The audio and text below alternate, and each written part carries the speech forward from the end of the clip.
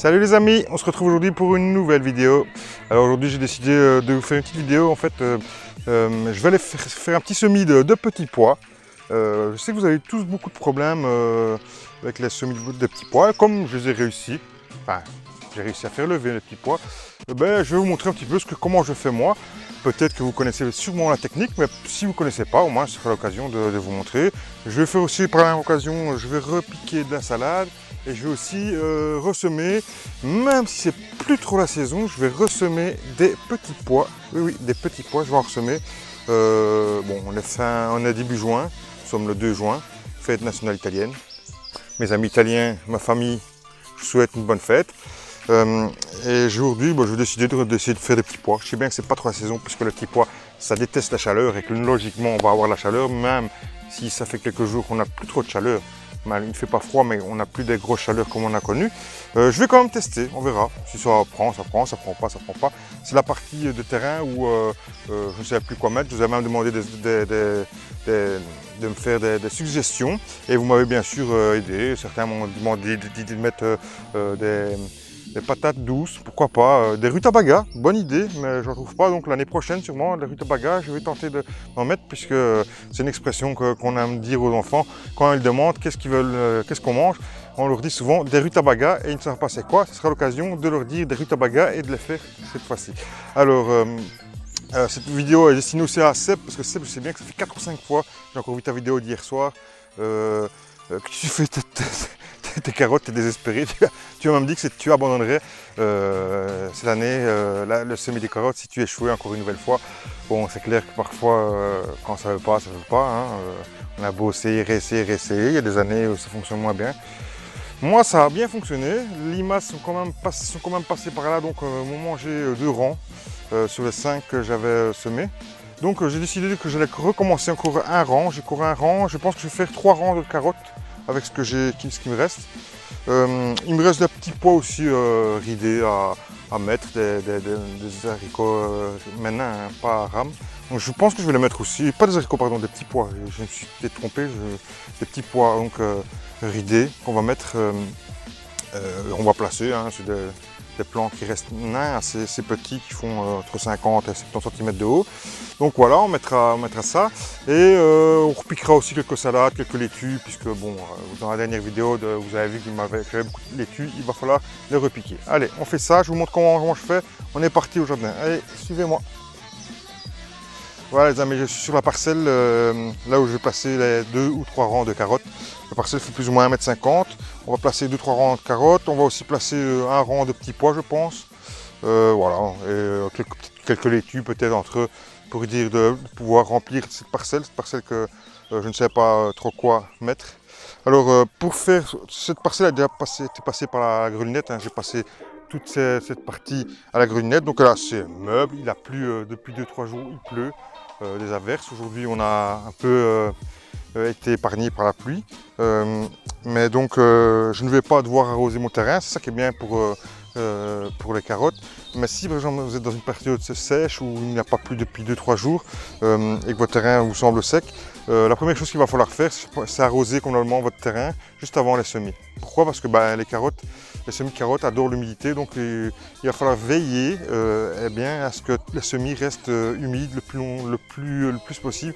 Pas détrempé mais humide, donc toujours un taux d'humidité assez fort et puis que ça puisse germiner, que la germination puisse se développer. Donc c'est la seule chose en fait, moi quand je sème, que je viens arroser régulièrement. Tous les jours quasiment je viens arroser mes carottes jusqu'au moment où ça lève. Au moment où ça lève, je n'arrose plus, c'est fini. Je laisse vraiment faire la nature. Mais les semis de carottes, c'est une chose qu'on va devoir vraiment garder en humidité, un taux d'humidité assez fort. Les petits pois, même chose, puisqu'ils adorent l'humidité. Donc on fera la même chose, on arrosera les carottes et les petits pois en même temps. Ça fera, voilà, ça sera très bien pour ces deux associations. Donc avant ça, qu'est-ce qu'on va faire aussi? On va préparer aussi le terrain. Comment on va le préparer? Eh bien, on va le préparer.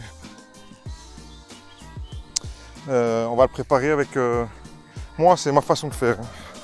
Comment je fais? Tout d'abord, eh bien, je vais mettre mon cordeau. Je vais tirer un cordeau de part et d'autre pour être le plus droit possible. Bon, parfois je le fais, parfois je le fais pas. Pour les carottes, je le fais parce que c'est un semis qui doit être assez précis, les choses qui doivent être assez précises. Et pour ça, je vous conseille de faire au cordeau. Ce que je fais moi, c'est que je vais ajouter du sable blanc là où je vais faire mon tracé de cordeau. Je vais retirer un peu de terre et je vais mettre du sable blanc avec un mélange de compost que j'ai fait moi-même ici. Donc je vais faire un moitié-moitié pour vraiment alléger le sol, et aussi en même temps le compost va alléger le sol et l'enrichir, ce que la carotte a besoin, et le sable va garder le plus possible l'humidité, ce que la carotte a besoin. Donc voilà mon petit secret. C'est pas un secret, je pense qu'il y a beaucoup de gens qui le font comme ça aussi. Et en plus, de plus, vous allez pouvoir voir votre tracé. Donc peut-être pas indéfiniment, mais jusqu'à la levée, je pense, de vos semis. Vous allez pouvoir voir le tracé grâce au sable qui sera en surface. Vous allez pouvoir voir là où est votre tracé. Donc vous allez pouvoir visionner si ça lève bien, là où vous avez semé. Et pour semer, il faudra semer vraiment à l'endroit où vous avez fait votre tracé de sable. Donc voilà, je vais maintenant, si vous n'avez pas par exemple, moi je vais faire ça à la brouette, parce que comme j'ai quand même 2-3 rangs à faire, je vais faire ça à la brouette, ainsi je pourrais déplacer avec la brouette. Mais sinon, vous faites au seau, hein. Si vous faites au seau, eh bien faites moitié de seau, moitié de seau de sable, moitié de seau de compost. On verra tout à l'heure. Moi, je vais déjà ouvrir ce sac. Je vais, je pense déjà mettre, une bonne moitié.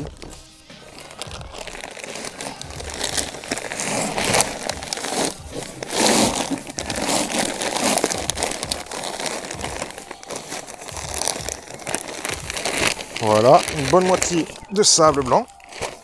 Et maintenant, je vais aller mettre la différence de compost. Allez, suivez-moi, c'est parti.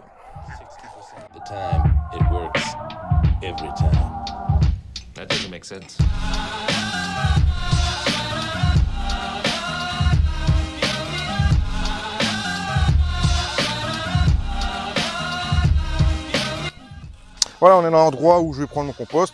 Compost, vous voyez, qui est encore mélange de bois, ainsi de suite, mais bon, je vais prendre tout ça et je retirerai. Si vous n'avez pas de compost, mettez du terreau, hein, c'est le même, un terreau tel n'importe quel, universel, le plus basique possible. Moi, j'ai pas envie de mettre terreau parce que j'ai ça, je vais le mettre. Le mieux, ce serait que je l'aurais passé au tamis. Je l'ai oublié là-bas, souci de fainéantise, je ne vais pas aller le rechercher, je vais le faire comme ça. Mais par contre, je verrai à ce qu'il n'y ait pas de morceaux de bois là où je vais mettre mon sable, mon mélange sable-terreau. D'accord. Et aussi, je vais vérifier parce que parfois il y a quelques racines de mauvaises herbes ou de liserons qui restent, hein, qui s'installent, puisque bon, voilà, c'est comme si c'était dans la nature. Eh bien, je verrai à le retirer aussi pour ne pas me refaire envahir mes rangs. Mais bon, ça allège, hein. C'est le but, c'est d'alléger et d'enrichir le sol. C'est ce que je vais faire, voilà. Donc je fais un mélange. Si vous avez du compost plus léger, encore, vous mettez votre compost. Moi je vais aller plus en profondeur et il sera plus propre, plus léger, voilà. Normalement, si je me souviens bien, je vais le passer au tamis. Je verrai bien s'il est vraiment avec trop de petites branches comme ça qui me plaisent pas. Je repasserai peut-être au tamis, je ne sais pas, je verrai bien, ou quand je ferai vraiment attention. Ce qui est bien, c'est que je vois des vers, donc voilà, ça c'est génial. Je vais encore mettre une pelle ou deux.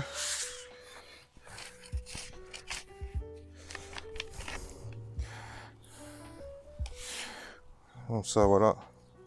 Ouais, ça peut rester, ça non. Faites vraiment attention, on regarde pour pas remettre trop de racines, quoi, parce que sinon, bon voilà, on va avoir de la mauvaise herbe qui va pousser en même temps. Et c'est pas ce qu'on veut dans les carottes. Vous voyez ici directement, on voit qu'il y a des racines. Mais bon, c'est la nature qui reprend ses droits, hein. Voilà, je vais maintenant aller mélanger ça avec la petite pelle, ce sera plus facile. On va retourner, on se retrouve là-bas et j'aurai mélangé ça et je mettrai mon cordeau en même temps. On se retrouve quand je suis prêt à mettre mon mélange. A tout de suite.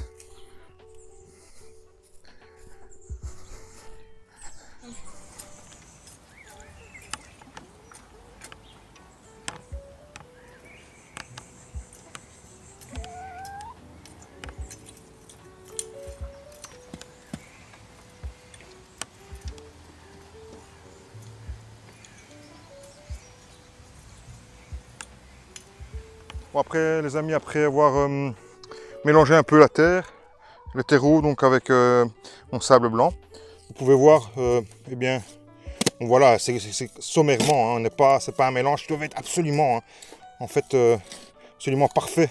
Si les petits morceaux blancs, c'est pas très grave. Mais par contre, après avoir mélangé, j'estime que c'est trop grossier.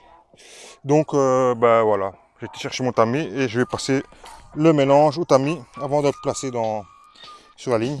Donc voilà, simplement, on va passer tout ça au tamis. Et le reste, eh bien, vous inquiétez pas, on va le mettre sur la terre. Voilà, donc je vais préparer un seau complet parce que je vais normalement, par expérience, je crois que je mets un seau en lit.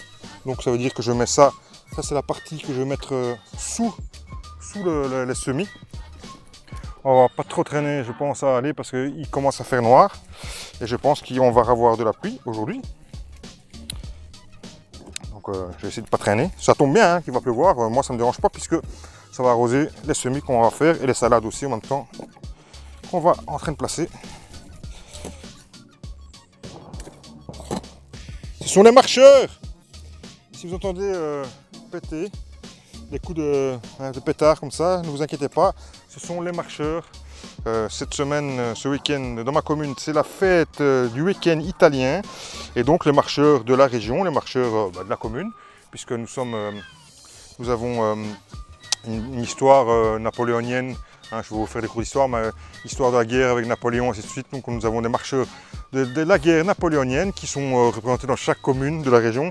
Et chaque commune, chaque week-end quasiment, à chaque saint, bon je ne les connais pas tous, j'ai bien que la Saint-Roch, Saint-Roland, qui vient de passer, Gerpine, voilà, chaque saint un peu des commémorations, il y a des petites fêtes avec des marcheurs dans chaque commune de la région d'ici de Charleroi, et qui va jusqu'à Namur comme ça. Et donc voilà, eux aujourd'hui sont en commémoration parce qu'il y a la fête, en fait comme c'est le week-end, on va dire c'est la fête nationale italienne aujourd'hui.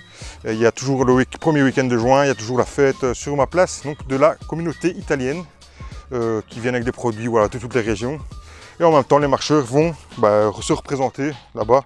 C'est l'occasion pour eux de boire un coup parce que c'est souvent le cas de boire un coup. Et en même temps, eh bien, de montrer les marcheurs. On allie la communauté italienne et belge bien sûr et française puisque les marcheurs napoléoniens c'est aussi les marcheurs français et anglais. Voilà, il y a toutes les sortes, hein. Il y a ceux qui représentent les anglais, ceux qui représentent les français, ceux qui représentent les belges. Ah, bon, voilà, il y a toutes les histoires. Je ne vais pas vous faire des cours d'histoire parce que je suis très nul là-dedans. Je ne suis pas très attiré par ces marches. Quand il y a moyen de boire un coup, on y passe, on boit un coup, c'est vraiment juste l'occasion de boire un coup. Mais c'est tout, ça en reste là. Allez, je continue. Voilà, mon mélange est fait. Je vais rajouter un tout petit peu de sable blanc parce que je trouve que c'est pas assez blanc. Et donc je vais rajouter un peu de sable blanc. Si jamais vous n'avez pas de sable blanc, vous pouvez aussi faire du sable jaune. Hein. Il n'y a pas de souci, ça se fait. Moi je fais du blanc parce que je sais pas. Je trouve qu'il est moins... il est plus visible, il est moins... Dans le temps, on voit beaucoup plus longtemps, je sais pas. C'est peut-être... voilà. C'est peut-être aussi... par goût et par choix. Juste par... ce qui me plaît plus le blanc que le jaune. Mais j'ai déjà fait avec du jaune, hein. Là-bas aussi je l'ai fait avec du jaune parce que j'avais plus de blanc. Mais ici pour la vidéo, j'ai racheté un sac de blanc pour vous montrer. Je sais pas, le blanc. Parce que ça contraste bien avec le noir de la terre peut-être. Alors, voilà, maintenant, voilà, ça c'est fini, on est à l'étape où c'est fini. Je vais pousser ma brouette dans le fond, ainsi vous verrez mieux. Voilà, je vais la garer ici. Voilà. Alors comment je fais? Bien, je vais faire un lit maintenant tout simplement. Maintenant tout simplement, je vais faire un lit avec le, voilà, le mélange. Hein. C'est fait pour ça. Donc qu'est-ce que je fais? Je vais sur toute la longueur, je vais mettre ce lit. Par contre, je vois que je ne suis pas très droit ici. Hein, je vois que je pars un peu de travers, donc on va essayer de rectifier ça.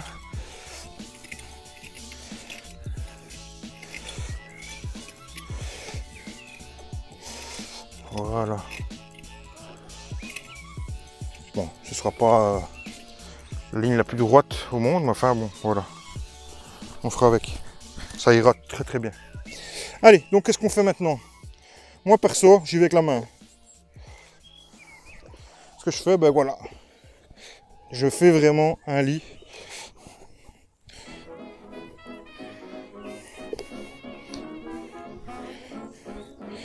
Un lit de sable et de terreau. Vraiment. Voilà. C'est pas très épais, hein, c'est juste vraiment... ça fait quoi? Peut-être 1 cm maximum.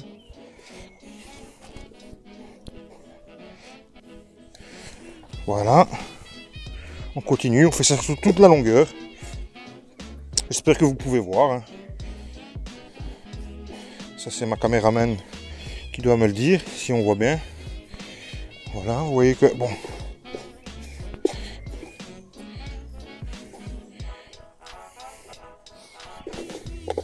Voilà, si vous voulez pas mettre la main, vous faites avec la petite pelle. Mais bon, c'est moins rapide. Ici, c'est beaucoup plus facile de le faire à la main. Et puis bon, voilà. La main, on a contact. Et ce qui est bien, c'est que c'est tout fin, voilà. Voilà, vous voyez comment on repasse là où on estime qu'il n'y en a pas assez.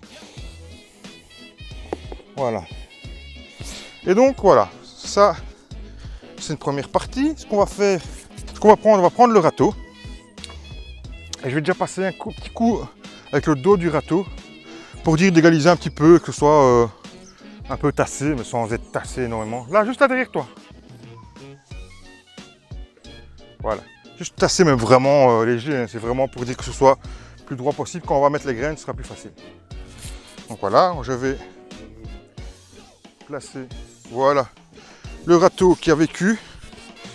Voilà, juste avec le dos du râteau comme ça. Sans plus. Je vous rappelle que si votre terre est sèche,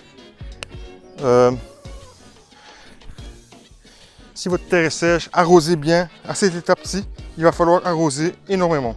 Moi, il a plu hier toute la journée. Vous avez vu la vidéo hein, avec les limaces. Je tiens à vous signaler, c'était une vidéo un peu humoristique comme ça. C'était pour ma 100e vidéo. Je trouvais ça sympa, mais bon, quoi que le conseil est valable, hein. Je le fais quand même tous les jours, ce que je vous montrais dans la vidéo, je le fais tous les jours, c'est parce que tout le monde se plaint des limaces, et tout le monde, je vois sur des forums que tout le monde cherche des solutions miracles. Il n'y a pas de solution miracle. La seule solution bio, parce qu'il y en a qui voulaient des trucs pour ne pas tuer les limaces, voilà, la seule solution bio pour ne pas tuer les limaces, c'est d'aller dans le jardin vous-même et de faire la chasse. C'est la seule solution. En sachant qu'on ne peut pas être là toute la nuit, hein. C'est pas un miracle. Donc voilà, une fois qu'on a fait ça, voilà, là maintenant tout est préparé, on n'a plus qu'à semer. Moi, ici ce sont des carottes reproductibles, hein, c'est ça qui est chouette, c'est que eh bien, les grands commerçants, les grandes chaînes de magasins comme Gamme Vert, ainsi de suite, commencent à se rendre compte et prennent des gammes reproductibles, donc des gammes non F1, des gammes dites anciennes. C'est ça qui est bien. Donc c'est bien gardé. Je vais vous dire mettre ici bien tout près. Graines paysannes, sans hybride ni OGM. Donc voilà, et c'est marqué bien sûr reproductible. C'est ça qui est génial. Donc voilà, non traité, voilà, vraiment, je pense que les grandes surfaces commencent à comprendre qu'il faut aussi passer par là, il n'y a pas de miracle. Voilà, allez, je suis parti, je vais commencer à faire, je pense que je vais pouvoir faire, c'est des carottes Rothschild améliorées, ceci, hein. D'accord. On va pouvoir faire, je pense, un rang. Bon, vous pouvez prendre un semoir, moi j'en ai pas, je le fais avec ceci, vous pincez un peu votre paquet et vous y allez. Il ne faut pas être radin, il faut être généreux parce que comme c'est difficile à lever, il faut quand même être assez généreux dans le semis, tout en sachant qu'on éclaircira si besoin, si les limaces ne l'ont pas fait pour nous. Hein? Vous me comprenez, hein?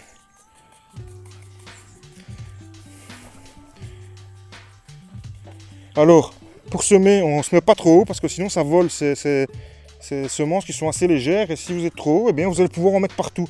Il faut être assez précis, comme on a fait un lit et qu'on veut être assez précis puisqu'on veut que ça soit mis dans... Il faut être vraiment à 10 cm de la terre au maximum, hein, pour ne pas avoir de soucis. Ah ben voilà, je vais vraiment avoir très juste pour finir la ligne. Bon, c'est pas grave. Si je finis pas la ligne, c'est pas très grave. On mettrait de la salade au bout. Et de toute façon, à la fin de la ligne ici, voilà. Il me reste vraiment encore un tout petit peu, j'arriverai pas à finir la ligne. Mais c'est pas grave. Je vais mettre un repère, un petit bâton, pour moi, savoir là où j'ai terminé de semer des carottes pour ne pas que je me tracasse. Voilà, j'ai mis un petit repère, ici. Donc je sais bien que cette partie-là, eh bien, je n'aurai pas de carottes puisque je n'ai pas semé. C'est pas grave. Sachant que ceci, avec ceci, j'avais déjà fait un rang. Donc avec un paquet, on fait 2 rangs. Donc c'est déjà pas mal, hein, parce que avec ceux qu'on achète, ceux qu'on achète chez nos marchands sur le net, ainsi de suite, graines de troc, ainsi de suite, sans nommer, je ne fais jamais autant. Hein, et c'est le même prix. Donc c'est ça qui est bien, c'est ça qui commence à être bien avec les. Bon, je ne suis pas partisan des grandes surfaces, mais avant, déjà l'année passée, on avait déjà du mal à trouver des graines reproductibles chez les grandes surfaces. Enfin, quand je parle des grandes surfaces, vous me connaissez, hein, c'est les grandes jardineries. Là, bah, on en trouve, c'est ça qui est bien. Donc avec le restant, maintenant, du terreau, terreau et sable, on va recouvrir, mais très très léger. Très léger, vraiment très léger. Parce que la carotte ne veut pas, voilà, on ne veut pas la recouvrir de trop parce que sinon elle va prendre du temps à lever ou elle ne lèvera pas du tout. Donc c'est un truc qui va être très léger. Et on repassera un coup de râteau. Hein, le dos du râteau, on va repasser juste après. Et ensuite, on va arroser. Et c'est en fait l'arrosage qui va permettre à la graine, eh bien, de s'enfoncer. Voilà. Parce que la carotte, c'est assez dur à lever. Hein. Faut pas vous attendre à avoir, faut attendre plus ou moins entre 10 et 15 jours, plus ou moins, avant de pouvoir voir une petite levée. Dans les conditions actuelles. Hein. Quand il fait un peu plus froid, c'est un peu plus dur encore. Voilà. Je vois quasiment toutes les graines. Enfin, pas toutes les graines, mais j'en vois encore. Je regarde un petit peu pour pas qu'elles soient vraiment, regardez ici, par exemple, il en manque. Je peux en mettre un peu plus là aussi. Voilà.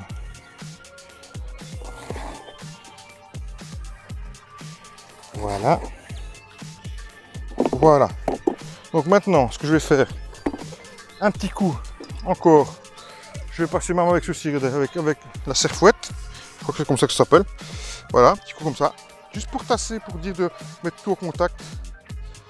Retirer tout ce qui vient embêter.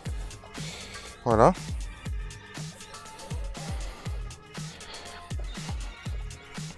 Voilà, on fait ça, mais il faut que ce soit rapide, hein, c'est pas un truc, il faut pas trop taper, vraiment très léger, c'est pas... on tasse pas à mort, hein, parce que la carotte aime bien les terres meubles. Voilà, et j'arrive au bout, voilà. Copiquet. Maintenant, un petit coup d'arrosage quand même, parce que malgré que tout était humide, on va falloir arroser, d'accord? Donc je vais tant que je vais chercher l'arrosoir, et je vous montre ça. Voilà, donc ce qu'on fait, on y va, on arrose.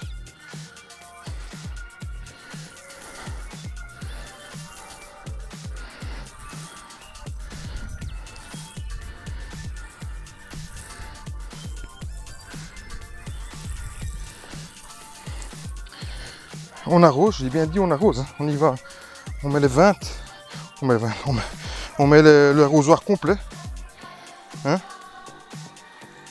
Voilà, on met l'arrosoir complet sur la ligne, et c'est grâce à ça que la terre et le sable, ainsi de suite, va être en contact, tout va être bien mélangé, tout va être bien mis, et donc maintenant il va falloir attendre 10-15 jours pour voir la levée. Mais ça je vous montrerai dans les prochaines vidéos.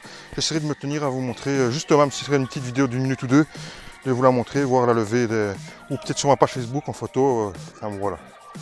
Bon, maintenant je vais attaquer la deuxième ligne, parce que j'ai des autres carottes encore à mettre. Donc ça je vous le montre pas en vidéo. Je vous montrerai quand ça sera fini. Ok? Allez, à tout de suite.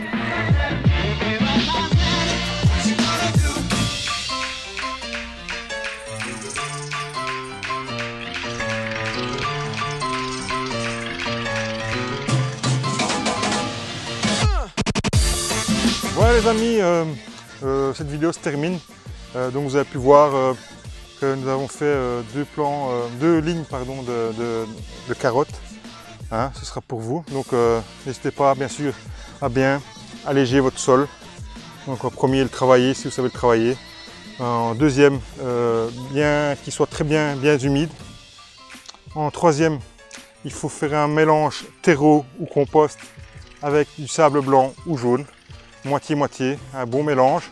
Faire un lit, recevoir votre semence, ensuite mettre votre semence et ensuite recouvrir très légèrement avec votre mélange sable et terreau et terminer par un petit arrosage, enfin un bon arrosage.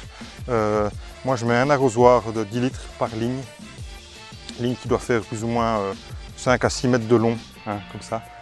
Donc allez-y, n'oubliez pas bien sûr après de tenir jusqu'à la levée des graines, bien sûr tout ça humide. S'il fait sec, n'hésitez pas d'arroser. Moi j'arrose tous les soirs, donc n'hésitez pas d'arroser pour que les graines soient bien humides et bien en contact avec l'humidité pour pouvoir germer. Voilà mon petit secret, hein. Il n'y avait rien de spécial, je pense qu'il est assez connu.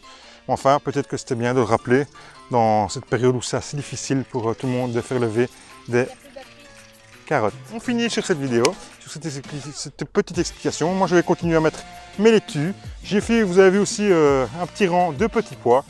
Et bien sûr, les petits pois, on sait bien que c'est pas la saison, mais je tente un petit pari. Il me restait vraiment pour faire une petite ligne.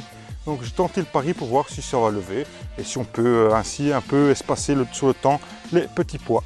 Voilà les amis, je vous dis à très bientôt. Je vous dis profitez de votre jardin. J'espère que la chaleur est là et que les limaces vous laisseront un petit peu tranquille. Salut, salut!